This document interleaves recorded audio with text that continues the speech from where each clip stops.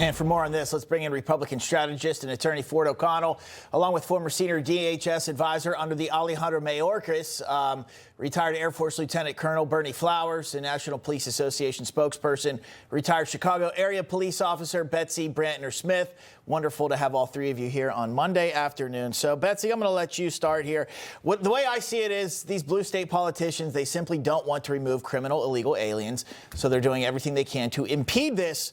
Your thoughts?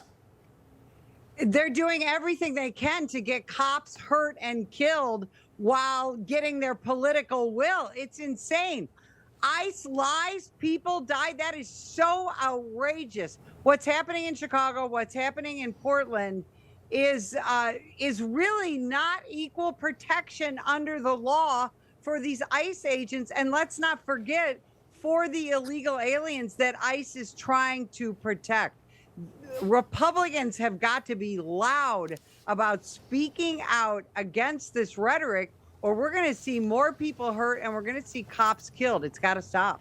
Ford, I want to get your thoughts on the legality of this. Back in June, of course, the Supreme Court limited universal injunctions. Now, is there any nuance here where potentially a lot of these federal judges' assertions could potentially fall under this and they are actually acting out of turn, or is this separate? Well, let me just start with the Oregon judge. She is way out over her skis. But Donald Trump can deploy federal troops to Oregon, regardless of whether or not they're from Oregon. The question is, can he actually deploy the Oregon National Guard if the governor refuses? That's where we sit. And in terms of injunction, no, you cannot enjoin in Chicago what went on in Oregon. And if Donald Trump wants to send the Texas National Guard to Chicago to protect federal assets, then he can do that. And there is nothing that Governor Pritzker can do about it. Colonel, I want to get to this here. Bring up an arrest that ICE made in Chicago here. This man was an Austrian criminal, illegal alien. You can see what his name is there, Stefan Sheva, okay? He had prior convictions for sex assault of a family member under the age of 6, aggravated criminal sex assault with force involving a child under the age of 13, aggravated criminal sex abuse involving a child under the age of 9.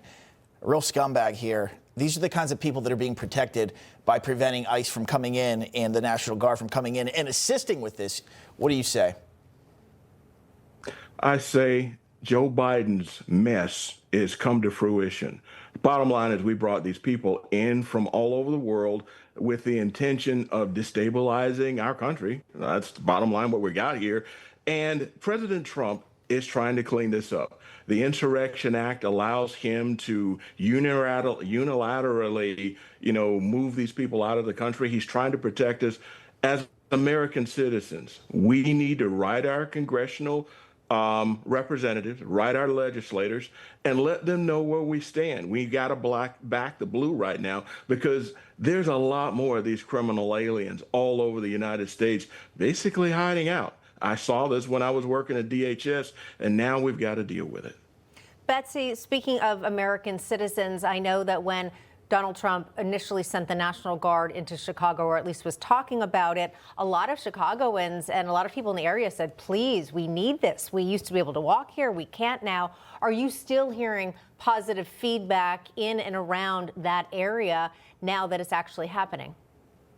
We are absolutely hearing positive feedback, including from boots on the ground law enforcement. Law enforcement officers are sick having to be told you can't go help your brothers and sisters. Cops are cops. We want to be able to protect each other, and we want to be able to protect our communities. And this terrible politicization of this issue is making law enforcement sick. You saw the Fraternal Order of Police stand up and say, enough is enough.